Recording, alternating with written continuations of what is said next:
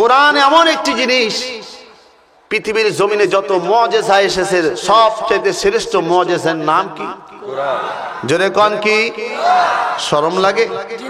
কোরআন নাম বলতে কি শরম লাগে? ভয় লাগে? তাহলে জোরে বলতে হবে শ্রেষ্ঠ মুআজিজার নাম কি? এই কোরআন। কোরআনের চাইতে বড় মুআজিজা কোনো কিছু। তেমনি ভাবে বাহাস হবে, কুস্তি হবে, মোকাবিলা হবে, অনেক ধুমধারাক্কা এরকম ভাবে অনেক বড় যখন অনুষ্ঠান করা হয়েছে, ঢোল পিটানো হয়েছে যে মক্কা নগরীর আব্দুল্লাহর বেটা মোহাম্মদ, তার সাথে মোকাবিলা হবে, বাহাস হবে। আমার ভাইরা, সেই বাহাস দেখার জন্য সমস্ত মানুষেরা সকালবেলা যখন ছুটে ছুটে যেতেছে, বলুন সুবহানাল্লাহ।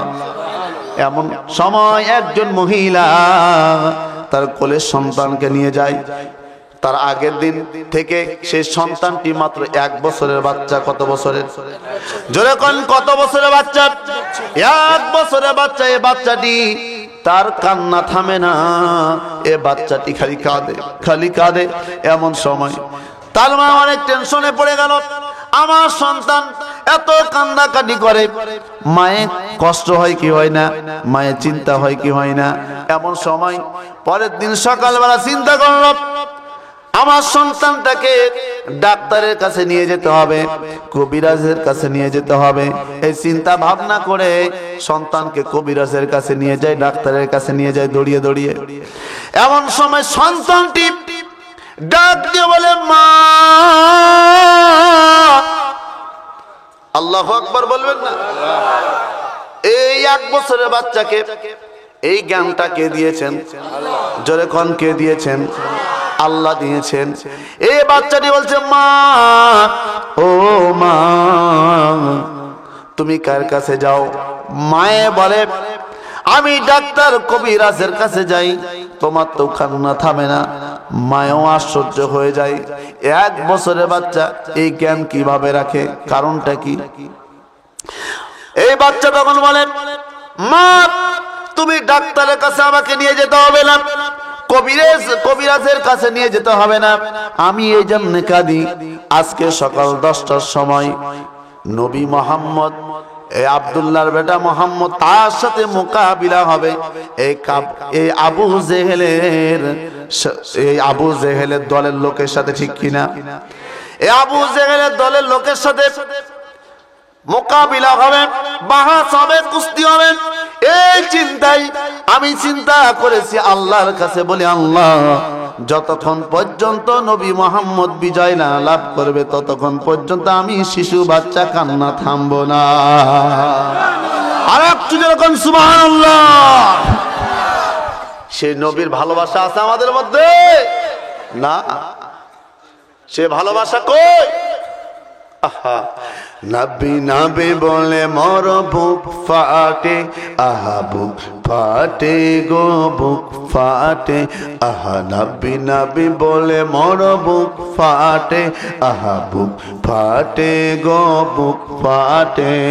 তোমার কদম ছেড়ে যাব না, নবীজি তোমায় ভুলবো না, নবীজি তোমায় ভুলবো না, ঠিক কিনা? আজকে এই নবীর বিরুদ্ধে কথা বলা হয়, এই নবীর নাকি চরিত্র খারাপ। যেই নবীকে শিশু বাচ্চা চিনল, এই নবীর কথা ঢাকা শহরের এক নাস্তিক সে বলেছে, নবী মোহাম্মদ আমাদের নবী, এই নবীর চরিত্র খারাপ। বলুন নাউজুবিল্লাহ। দলিলটা কি দিয়েছে? এই নবী মোহাম্মদ তার একটি বউ দেওয়া হয় নাই, এই জন্য 11টি বিবাহ করেছে। এটা মনে হয় খুব ভালো কথা, নাকি? খুব ভালো কথা। এই কথা শোনার পরে কোনো মুসলমান চুপ থাকতে পারে না, ঠিক কিনা? আপনারা কি এই নাস্তিকের পক্ষের লোক না আল্লাহর পক্ষের লোক, নবীর পক্ষের লোক? আমার ভাইয়েরা, আমার বন্ধুরা, এই নাস্তিকের বাচ্চা নাস্তিক এত বড় কথা বললো, আমার নবী আপনার নবী আমাদের হৃদয়ের স্পন্দন, আমাদের নবীর বিরুদ্ধে বললো আমাদের নবীর চরিত্র খারাপ। আমরা স্পষ্টভাবে বলতে চাই, কুষ্টিয়া জেলার মিরপুর থানার এই হালসা কেন্দ্রীয় ঈদগাহ ময়দানে 3 দিন ব্যাপী মাহফিলের শেষ রজনীতে এই নাস্তিক যে এত বড় কথা বলল, রবির চরিত্র খারাপ, তাকে অতি শীঘ্রই গ্রেফতার করে ফাঁসির কাস্টে ঝুলাতে হবে। কে কে রাজি আছে? দুই হাত তুলে আল্লাহকে দেখা।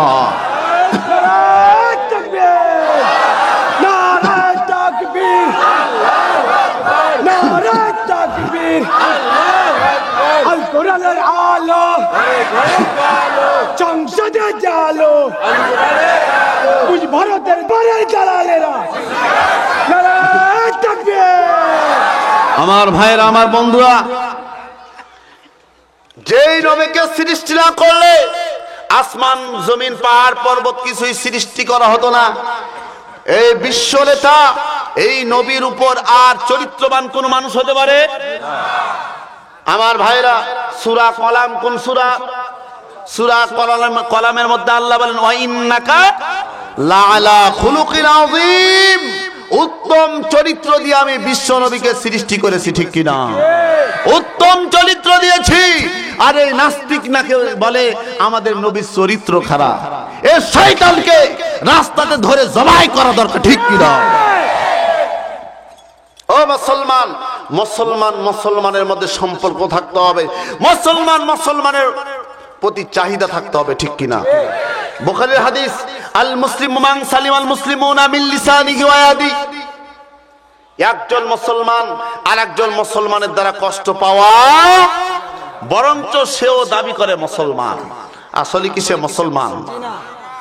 আমার ভাইয়েরা, আজকে দেখেন মুসলমানরা এত লাঞ্ছিত, বঞ্চিত, অপমানিত, কারণটা কি? একটাই কারণ, আমরা কোরআন থেকে দূরে সরে গেছি, ঠিক কিনা?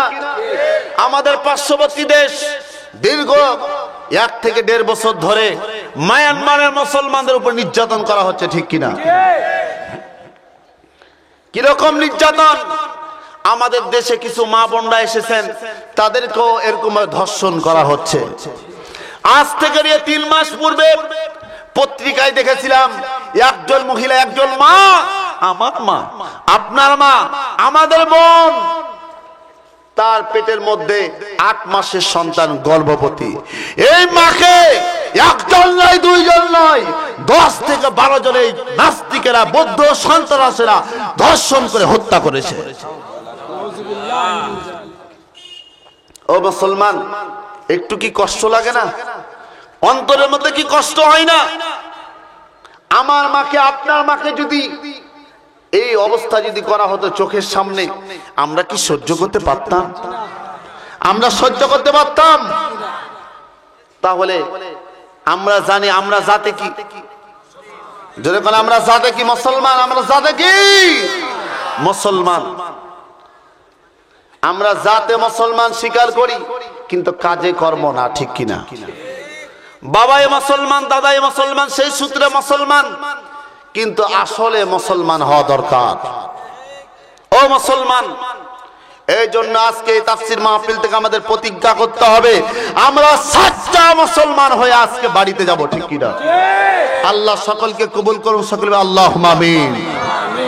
আমার ভাইরা, এই শিশু বাচ্চা তার মাকে বলছে, মা, যতক্ষণ পর্যন্ত আল্লাহর নবী মুহাম্মদ সাল্লাল্লাহু আলাইহি সাল্লামের বিজয় লাভ হবে, ততক্ষণ পর্যন্ত আমি শিশু বাচ্চা, আমি কান্না থামবো না। আল্লাহর কাছে ফরিয়াদ করো, আল্লাহ তোমার বন্ধু মুহাম্মদকে বিজয় লাভ করাও। বলুন সুবহানাল্লাহ।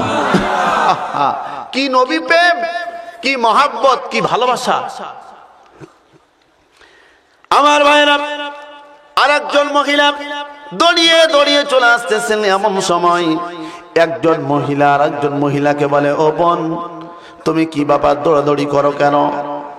ও মহিলাটি বলে, ও বোন, আমি এই জন্য দৌড়াদৌড়ি করি, কারণটা হচ্ছে আমার সন্তানও কান্নাকাটি করে। বলুন সুবহানাল্লাহ।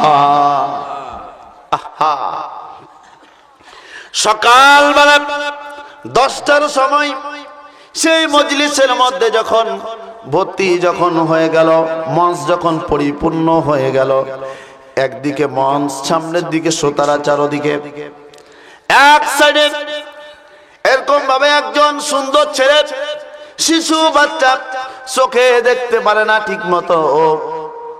আমার ভাইরা, আমার বন্ধুরা, তার বাবা তার পাশে বসে আছে, আর মঞ্চে আল্লাহর নবী জনাবে মুহাম্মাদুর রাসূলুল্লাহ সাল্লাল্লাহু আলাইহি সাল্লাম।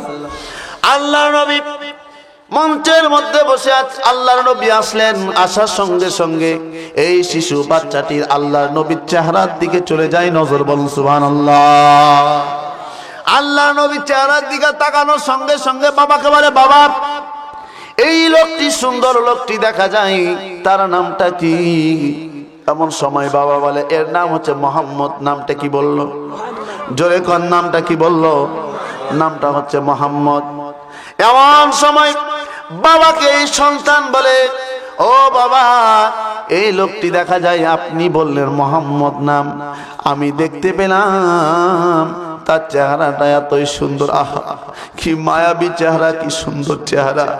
এই লোকটি, সকলে যে এই লোকটি যে দাবি করে মোহাম্মদ তিনি নবী, আসলে আমারও মনে হয় সে মনে হয় নবী হবে, কারণ এত সুন্দর চেহারা আল্লাহর নবী ছাড়া অন্য কারো হতে পারে না, ঠিক কিনা? হেদায়েত দেওয়ার মালিককে, জোরে কোন হেদায়েত দেওয়ার মালিককে। আমার ভাইরা, আমার বন্ধুরা, এখানে বুঝতে হবে এই শিশু বাচ্চাটি তার চোখে কম দেখতো, তার দুইটি হাত বিকলাঙ্গ ছিল, দুইটি পা বিকলাঙ্গ ছিল। এই বাচ্চাটি এমন সময় বাবাকে যখন বলল, বাবাকে বলতেছে, বাবা তোমাকে আরেকটি কথা বলি, এই মোহাম্মদ নবী, তিনি আসার পর থেকে আমি চোখে কম দেখতাম, তিনাকে দেখার সঙ্গে সঙ্গে আমার জ্যোতির আবার ফিরে পেয়েছি। বলুন সুবহানাল্লাহ। অনেক বাচ্চা আছে চোখে কম দেখে, হাজারেরও বেশি পাওয়ার দেওয়ার পরেও দেখতে পাই না, কাছে দেখতে পাই, দূরে পাই না। আহা, এই বাচ্চাটি বলে, বাবা এই নবী মোহাম্মদ, তাকে দেখার সঙ্গে সঙ্গে আমার চোখের পাওয়ার পূর্ণ হয়ে যায়, অস্পষ্ট আর না স্পষ্ট হয়ে যায়। সুবহানাল্লাহ। এমন সময় বাবাই বলে, তুমি একবার বলেছো, আবার দ্বিতীয়বার যদি বলো সে নবী মুহাম্মদ, এটা আমি আর বরদাস্ত করতে পারবো না, তোমার হাতের উপরে আঘাত করে তোমার দুইটি হাত আমি ভেঙে দিব। বাবাকে বলে, এমন সময় বাবা তখন যখন বলল, বাবাকে বলল, ও বাবা তুমি আমারে যত আঘাত করো না কেন, আমি আবার বলবো, যার চেহারার দিকে তাকালে চোখের নজর, চোখের দৃষ্টি পাওয়া যায়, ফিরে পাওয়া যায়, সেই ব্যক্তি কখনো আল্লাহর নবী ছাড়া অন্য কিছু হতে পারে না, ঠিক কিনা? আহা, তার অন্তরকরণের মধ্যে ঈমান তৈরি হইতে আছে। কি তৈরি হইতে আছে? ঈমান তৈরি হচ্ছে।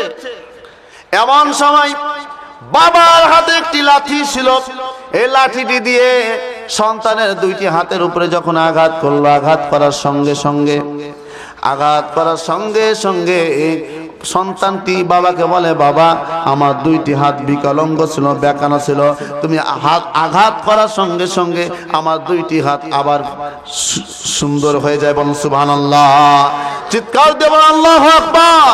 একটু কালিমা পড়ি, লা ইলাহা, জোরে লা ইলাহা, জোরে লা ইলাহা।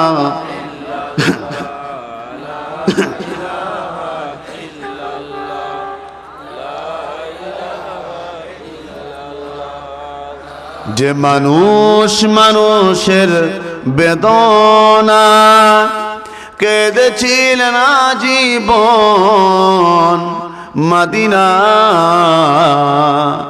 যে মানুষ মানুষের বেদনা কেঁদেছিলেন আজীবন মদিনা, সেই মানুষ সেই রাসূল যদি হয় এত সুন্দর, না জানি তাহলে তুমি কত সুন্দর, কত সুন্দর। লা ইলাহা, লা ইলাহা ইল্লাল্লাহু মুহাম্মাদুর রাসূলুল্লাহ। সকলে পড়ি সাল্লাল্লাহু আলাইহি ওয়াসাল্লাম। আমার ভাইরা, এই বাচ্চাটি যখন বাবাকে যখন বলল, বাবা তুমি আমার দুইটি হাতের উপর আঘাত দেওয়ার কারণে আমার দুইটি হাত বিকলাঙ্গ ছিল, সঙ্গে সঙ্গে সুন্দর হয়ে গেল, আমি ফিরে পেলাম। এমন সময় বাবা বলল, আবার তুমি যদি বলো এই নবীর ব্যাপারে, নবী ইনি মোহাম্মদ, ইনি আল্লাহর নবী, আল্লাহর পয়গম্বর হতে পারে, এরকম কথা মন্তব্য যদি তুমি করো, তাহলে আবার আমি তোমার দুইটি পায়ের উপরে আঘাত করে আমি তোমার দুইটি হাতকে ভেঙে দিব। বলো নাউজুবিল্লাহ। আর একটু জোরে কর নাউজুবিল্লাহ। আমার ভাইরা, আমার বন্ধুরা, এমন সময় পিতা যখন সন্তানকে বলল, সন্তানে বলে, বাবা তুমি আমাকে আঘাত করো, আমার কোনো দুঃখ নাই, কষ্ট নাই, তবে আমি বলবো যার কথা বলতে গেলে, যার চেহারার দিকে তাকালে চোখের নজর ফিরে পাওয়া যায়, হাত ভালো হয়ে যায়, সেই ব্যক্তি সাধারণ কোনো মানুষ হতে পারে না, নিঃসন্দেহে তিনি আল্লাহর পয়গম্বর, আল্লাহর নবী। বলুন সুবহানাল্লাহ। আহা, কি সুন্দর কথা, কত সুন্দর কথা। এমন সময় বাবাই কি করলো, তার হাতের উপরে লাঠি ছিল, এই লাঠি দিয়ে সন্তানের দুইটি পায়ের উপর আবার আঘাত করলো। আঘাত করার সঙ্গে সঙ্গে সন্তানের দুইটি পা বিকলাঙ্গ ছিল, আল্লাহর রহমতে, আল্লাহর কুদরতে আবার দুইটি হাত পা সুন্দর হয়ে যায়, ভালো হয়ে যায়। বলুন সুবহানাল্লাহ। আহা, সন্তান এবার বাবাকে বলে, বাবা সত্যি সত্যি আমি এই নবীর ব্যাপারে আমার ইয়াকিন হয়ে গেল, আমি বিশ্বাস স্থাপন করলাম, তিনি নিঃসন্দেহে তিনি আল্লাহর পয়গম্বর, আল্লাহর নবী, তিনি অবশ্যই আল্লাহর পয়গম্বর, আমি তার হাতের উপরে হাত দিয়ে কালিমা পড়ে মুসলমান হয়ে যাব। তার হাতের উপরে হাত দিয়ে কি করব? কালিমা পড়ে মুসলমান হয়ে যাব। বাবার তো মাথা খারাপ, আমার বাপ দাদার ধর্মের উপর চুনকালি লাগাইছে মোহাম্মদ, আর তুমি এই মোহাম্মদের ব্যাপারে তুমি বলো সে আল্লাহর সত্য নবী, তুমি তার হাতের উপরে হাত দিয়ে কালিমা পড়ে মুসলমান হবে? তুমি এই লাঠি দেখেছো, এই লাঠি দিয়ে আঘাত করে তোমার পেটটাকে ছিদ্র করে দিব। নাউজুবিল্লাহ।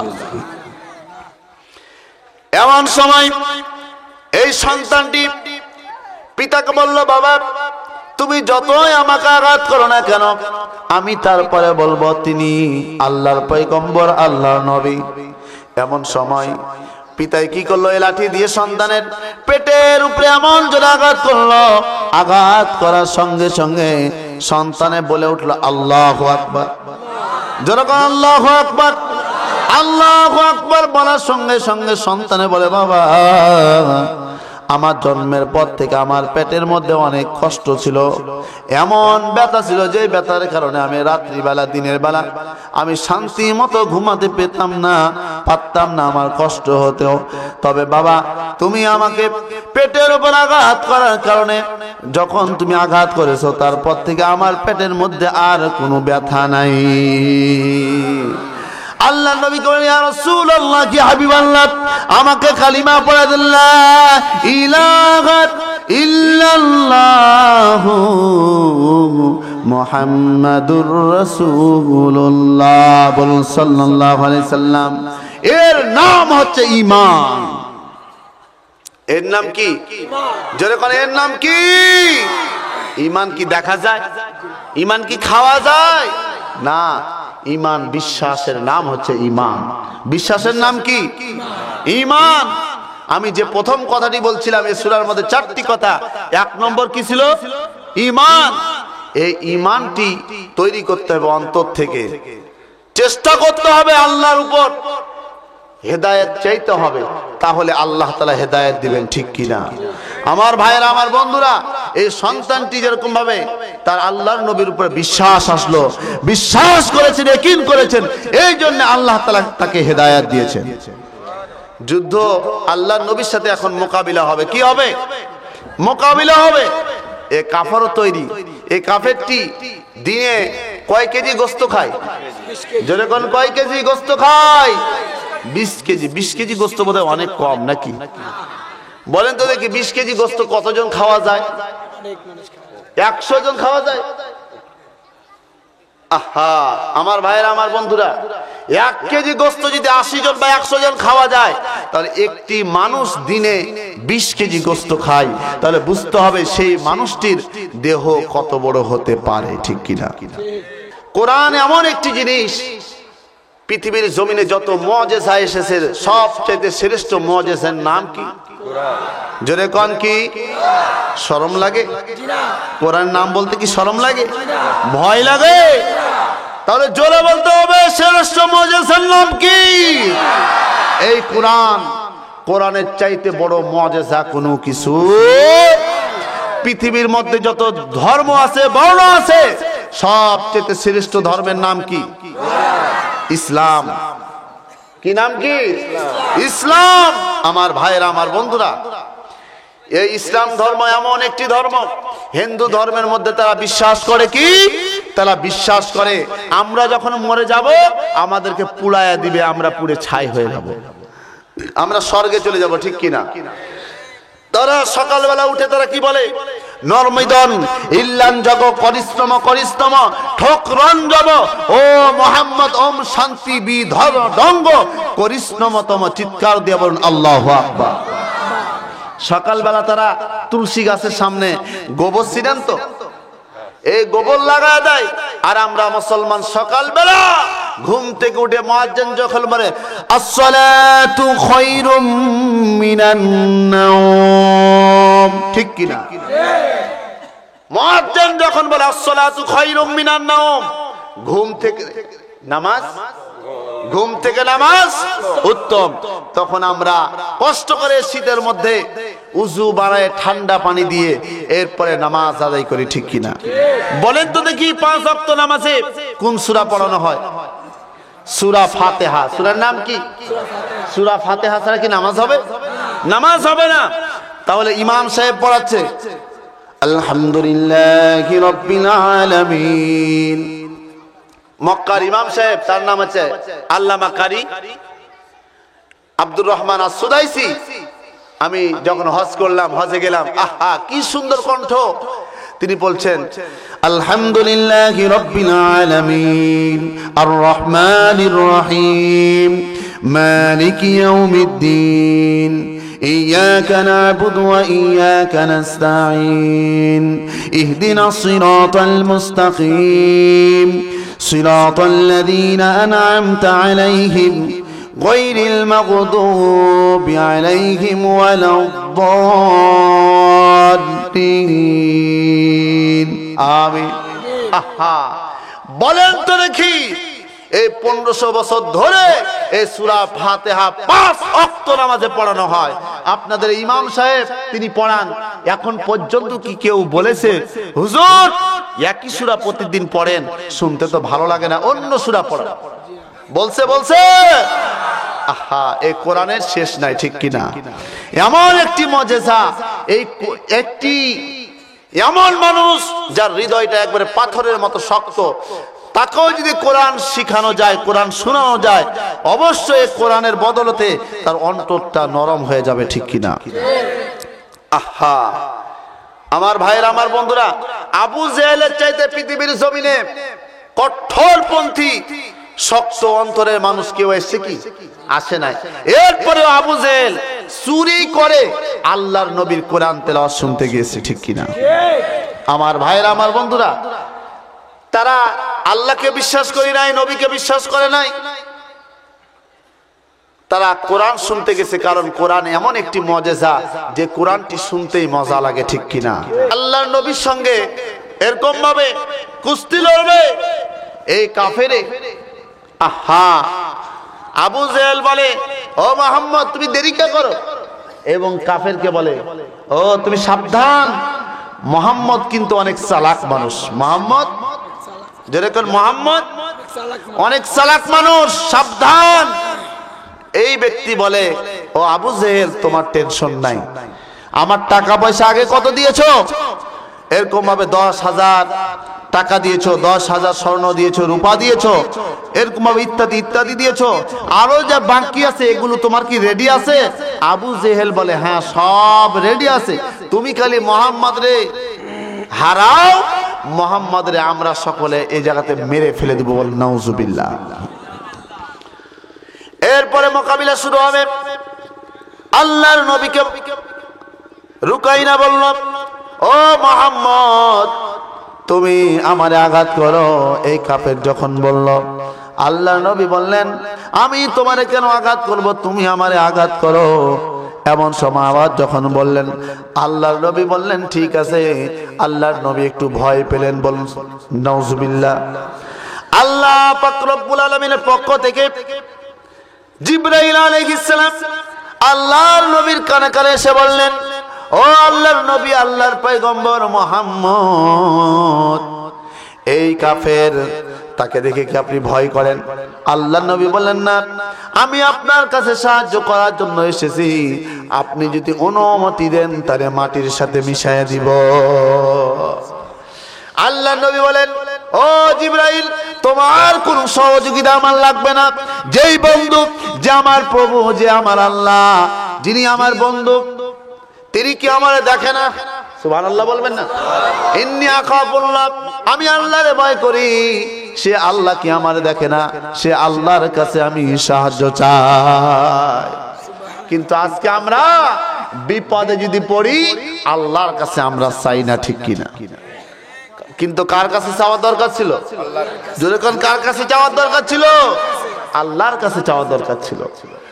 অসুখ যখন হয় আমরা যাই ডাক্তারের কাছে, এরকম ভাবে নেতার কাছে বিপদে পড়লে কিন্তু যাবার কার কাছে দরকার ছিল? আল্লাহর কাছে। মসজিদে যে উযু বানায় 2 রাকাত নফল নামাজ পড়ে আল্লাহর কাছে চাওয়ার দরকার ছিল। যখন আল্লাহর কাছে চাইতেন, আমরা যদি আল্লাহর কাছে চাইতাম, কে খুশি হতেন? আল্লাহ খুশি হতেন। যখন বলতাম, প্রভু হে রহম করো আমি অসহায়, ঠিক কিনা? প্রভু হে রহম করো আমি অসহায়, ফিরিয়ে দিও না তুমি, ফিরিয়ে দিও না তুমি, ও গো দয়াময়, ও গো দয়াময়। আল্লাহ পাক রব্বুল আলামিনের কাছে যখন চেতাম, আল্লাহ তাআলা খুশি হতেন। আমার ভাইরা, আমার বন্ধুরা, আমাদের নবী, বিশ্ব নবী মুহাম্মদ সাল্লাল্লাহু আলাইহি সাল্লাম জিবরাইলকে বললেন, ও জিবরাইল রে, আমি তোমার কাছে সহযোগিতা চাই না, সাহায্য চাই না, আমি সাহায্য সহযোগিতা চাই আমার বন্ধু আল্লাহর কাছে। আল্লাহ পাক রব্বুল আলামিন খুশি হয়ে গেলেন। জিবরাইল আলাইহিস সালাম আল্লাহ নবীকে বললেন, ইয়া রাসূলুল্লাহ, কি হাবিবাল্লাহ, আল্লাহ পাক রব্বুল আলামিন আপনার উপর খুশি হয়ে গেছেন, কোনো টেনশন নাই, কোনো চিন্তা নাই। আমি আল্লাহ তাআলার পক্ষ থেকে এসেছি। ইয়া রাসূলুল্লাহ, কি হাবিবাল্লাহ, আপনার কোনো টেনশনের কারণ নাই। আপনি শুধু আপনার আঙ্গুল দিয়ে এই কাফের, শক্তিশালী কাফের, তার পেটে যে বেল আছে, এই বেলের সঙ্গে আপনি খালি এই শাহাদাত আঙ্গুলিটা লাগাবেন, তাহলেই এই কাফেরটি উপরে উঠে যাবে। বলেন সুবহানাল্লাহ। আহা, শক্তি দিয়েছেন কে? আল্লাহ। যেরকম শক্তি দিয়েছেন কে? আল্লাহ। যদি সহায় হয়, পৃথিবীর কোন বাতিল শক্তি মুসলমানদের কি ঘায়েল করতে পারবে? ঘায়েল করতে পারবে? ঘায়েল করতে পারবে না। তাহলে সহযোগিতা, শক্তি কার কাছে নিতে হবে? আল্লাহর কাছে নিতে হবে। আল্লাহর নবী মুহাম্মদ সাল্লাল্লাহু আলাইহি সাল্লাম এই শাহাদাত আঙ্গুলি যখন এই কাফেরের এই বেলের সঙ্গে যখন লাগালেন, সঙ্গে সঙ্গে এই কাফেরটা উঠে গেল। বলেন সুবহানাল্লাহ।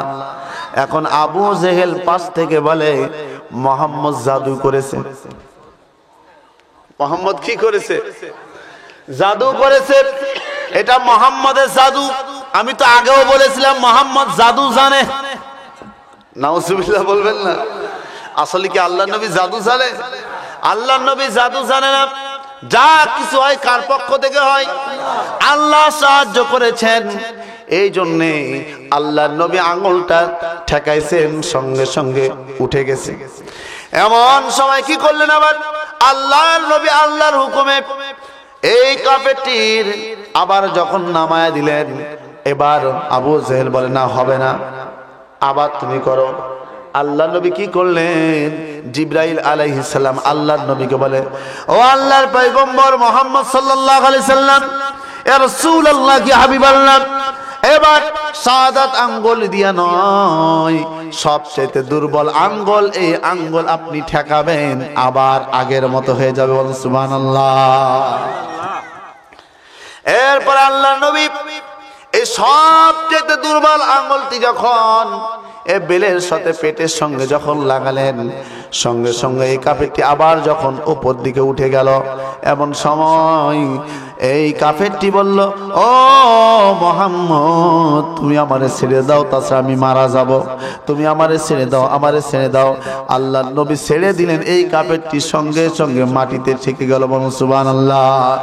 এবার এই কাফেরটি বলল, ও মুহাম্মদ, তোমার ব্যাপারে আমি যত কথা শুনেছিলাম, আমি আজকে প্রমাণ বাস্তব আমি দেখলাম। ও মুহাম্মদ, নিঃসন্দেহে তুমি আল্লাহর নবী, আল্লাহর পয়গম্বর, তুমি তাড়াতাড়ি আমারে পড়ায় দাও, লা ইলাহা ইল্লাল্লাহু মুহাম্মাদুর রাসূলুল্লাহ। সকলে পড়ি সাল্লাল্লাহু আলাইহি ওয়াসাল্লাম। রব্বানা যালামনা أنفسنا وإن لم تغفر لنا وترحمنا لنكونن من الخاسرين ربنا آتنا في الدنيا حسنة وفي الآخرة حسنة وقنا عذاب النار رب العالمين الله কুষ্টিয়া জেলার মিরপুর থানার হালসা কেন্দ্রীয় ঈদগাহ মাঠে 3 দিনব্যাপী তাফসীর মাহফিলের শেষ রজনীতে আল্লাহ তোমার শাহী দরবারে 2টি হাত উঠালাম। রব্বুল আলামিন, এই হালসা কেন্দ্রীয় ঈদগাহ ময়দানে তোমার যে বান্দা বান্দিরা কষ্ট করে তাফসীর মাহফিলে এসে কষ্ট করে কোরআন হাদিসের আলোচনা শুনলো রে মাওলা, আল্লাহ তুমি সকলকে কবুল ও মঞ্জুর করে নাও। রব্বুল আলামিন, আমাদের সকলের জীবনের গুনাহ খাতাকে মাফ করে দাও। কষ্ট করে আমাদের লালন পালন করল, যেই মায়ের গর্ভে আমরা 10 মাস 10 দিন ছিলাম রে মাওলা, কখনো মাথা দ্বারা আঘাত করেছি, কখনো হাত দ্বারা আঘাত করেছি, কখনো পা দ্বারা আঘাত করেছি। আল্লাহ, কখনো মায়ে কাউরের কাছে নালিশ দেয় নাই, কাউকে বিচার দেয় নাই যে আমার সন্তানের হাত দ্বারা আঘাত পেয়েছে, মাথা দ্বারা আঘাত পেয়েছে, পা দ্বারা আঘাত পেয়েছে।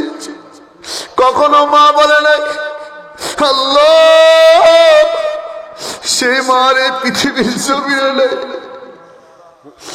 আল্লাহ, যেই বাবা কত কষ্ট করে সংসার পরিচালনা করলো, আল্লাহ সেই বাবা কবরটাকে তুমি রিয়াজুল জান্নাহ বানায়া দাও। আর যাদের পিতা মাতা বেঁচে আছে রে মাওলা, আল্লাহ সেই নিয়ামতটারে আল্লাহ মৃত্যুর আগ পর্যন্ত লালন পালন করতে পারি, আল্লাহ হক আদায় করতে পারি, আল্লাহ কবুল করে নাও। রব্বুল আলামিন, অনেকে ছেলে মেয়ে অন্ধকার কবরে চলে গেছে রে মাওলা, দাদা দাদি শ্বশুর শাশুড়ি আত্মীয় স্বজন যারা, আল্লাহ তাদের কবরে কোনো যদি বিপদ সংকেত হয়ে থাকে, আল্লাহ অন্ধকার কবরটারে তুমি রিয়াজুল জান্নাহ বানায়া দাও। রব্বুল আলামিন, এই তাফসীর মাহফিল কমিটির সেক্রেটারি সাহেবের আব্বা জান অসুস্থ, আল্লাহ সেক্রেটারি সাহেবের আব্বা জান, আল্লাহ তুমি তারে শেফা দিয়া দাও, আল্লাহ সুস্থতা দিয়া দাও। আল্লাহ তুমি রহমান, তুমি রহিম, তোমার রহিমের ওসিলা করে আল্লাহ তুমি আমাদের সকলের হাতকে কবুল মঞ্জুর করে নাও। রহমান তো সবার জন্য, আর রহিম তো মুসলমান মুমিনদের জন্য রে মাওলা। রব্বুল আলামিন, ঠান্টু ভাই এরকম ভাবে এলাকার একজন এই মাহফিলের জন্য সার্বিকভাবে সহযোগিতা করেছে, আল্লাহ তুমি তারে কবুল মঞ্জুর করে নাও।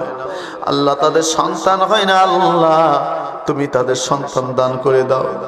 এই তাফসীর মাহফিলের যতজন সভাপতি সেক্রেটারি থেকে শুরু করে সদস্যবৃন্দ, আল্লাহ তুমি সকলকে দিনের দায় হিসেবে কবুল মঞ্জুর করে নাও। রব্বুল আলামিন, এই তাফসীর মাহফিলের জন্য যারা সহযোগিতা করেছে, অর্থ দিয়েছে, শ্রম দিয়েছে, বুদ্ধি দিয়েছে, মেধা দিয়েছে আল্লাহ, এবং যারা এই তাফসীর মাহফিল আল্লাহ যত বছর ধরে হচ্ছে রে মাওলা, আল্লাহ যতজন অন্ধকার কবরে চলে গেছে আল্লাহ তুমি তাদের কবরটাকে রিয়াজুল জান্নাহ বানায়া দাও। আর বর্তমানে যারা সহযোগিতা করছে বেঁচে আছে আল্লাহ, আল্লাহ তুমি ইমানদার হিসেবে তাদের কবুল করে নাও, দিনের দায়ী হিসেবে কবুল করে নাও। আল্লাহ সমাজের মধ্যে যারা বিভ্রান্তি তৈরি করতেছে রে মাওলা, আল্লাহ তুমি তাদেরকে সঠিক বুঝ দান করে দাও। আল্লাহ তুমি তাদেরকে হেদায়েত দিয়ে দাও। আল্লাহ সর্বপ্রথম আমাদের হেদায়েত দাও আল্লাহ, তারপরে সকলকে হেদায়েত দাও আল্লাহ। সকলকেই পাকা পুক্ত মুমিন হিসেবে কবুল ও মঞ্জুর করে নাও আল্লাহ। তোমার কাছে প্রার্থনা করি, তওবা করি আল্লাহ, তুমি আমাদের সকলের জীবনের কাবিরা সাগিরা সমস্ত গুনাহকে মাফ করে দাও আল্লাহ। তোমার কাছে তওবা করি, তোমার কাছে প্রার্থনা করি আল্লাহ, আল্লাহ তুমি আমাদের জীবনের গুনাহ খাতা মাফ করে দাও আল্লাহ। তুমি মাসুম হিসেবে গণ্য করে দাও রব্বুল আলামিন। আরেকটি কথা রে মাওলা, এই কেন্দ্রীয় ঈদগাহ মসজিদের আল্লাহ এ হালসা এ মসজিদের ইমাম সাহেব মাওলানা সগীর আহমেদ ভাইকে আল্লাহ তুমি কবুল ও মঞ্জুর করে নাও আল্লাহ। এলাকার মানুষের জন্য আল্লাহ কবুল করে নাও। এলাকার মধ্যে যেন দিন প্রচার আল্লাহ, এলাকার মানুষের যেন কল্যাণে আসতে পারে আল্লাহ তুমি কবুল ও মঞ্জুর করে নাও। সগীর আহমেদ ভাইকে আল্লাহ তুমি দিনের দায়ী হিসেবে কবুল করে নাও আল্লাহ। তুমি তার জবানটাকে আরো সুন্দর করে দাও আল্লাহ, তার মেধা শক্তিকে বৃদ্ধি করে দাও আল্লাহ রব্বুল আলামিন। এবং ছেলে মেয়ে উভয় যারা তাফসীর মাহফিলে এসেছে, 3 দিন ধরে যারা কষ্ট করে তাফসীর মাহফিলে এসে কোরআনের আলোচনাগুলো শুনলো, কোরআনের সম্মান করলো, সম্মান প্রদর্শন করলো আল্লাহ তুমি সকলকে কবুল ও মঞ্জুর করে নাও আল্লাহ। তুমি কাউরে খালি হাতে দিও না রব্বুল আলামিন। আবার তোমার কাছে দ্বিতীয়বার প্রার্থনা করি রে মাওলা, যাদের মা বাবা অন্ধকার কবরে চলে গেছে আল্লাহ, আল্লাহ তাদের জন্য দোয়া করি আল্লাহ, তাদের পিতা মাতারে আল্লাহ তুমি জান্নাতের মেহমান বানায়া দাও। সকলে বলুন রব্বির হামহুমা কামা রব্বায়ানি সগীরা। আবার পড়ুন রব্বির হামহুমা কামা রব্বায়ানি সগীরা। রব্বির হামহুমা কামা রব্বায়ানি সগীরা। या रब बता हमको तेरी राह किस तरफ है, तेरी राह पर चला हमको खुदाया। सुबहान रब्बिका रब्बिल इज्जति अम्मा यसिफून व सलामुन अलल मुरसलिन। रब्बुल आलामीन শেষ ফরিয়াদের মাওলা আল্লাহ, গত 2 তারিখ থেকে আল্লাহ এসএসসি পরীক্ষা শুরু হয়েছে রে মাওলা আল্লাহ। এসএসসি পরীক্ষা যারা দিতেছে আল্লাহ তুমি সকলকে আল্লাহ তুমি কবুল ও মঞ্জুর করে নাও। তাদের রেজাল্ট যেন ভালো আল্লাহ তুমি কবুল করে নাও আল্লাহ। তারা যেন সুষ্ঠুভাবে পরীক্ষা দিতে পারে আল্লাহ কবুল করে নাও আল্লাহ। সামনে এপ্রিল মাসে ইন্টার পরীক্ষা আসতেছে রে মাওলা আল্লাহ, যারা পরীক্ষা দিবে ইন্টার আল্লাহ, আল্লাহ তুমি তাদেরকেও কবুল ও মঞ্জুর করে নাও। সুবহান রাব্বিকা রাব্বিল ইজ্জাতি আম্মা ইয়াসিফুন ওয়া সালামুন আলাল মুরসালিন আলহামদুলিল্লাহি রাব্বিল আলামিন। মৃত্যুর সময় তুমি আমাদের সকলেই সেই রক্তে কেনা রক্তে ভেজা মধুর কালিমা জারি করে দিও, লা ইলাহা ইল্লাল্লাহু মুহাম্মাদুর রাসূলুল্লাহ।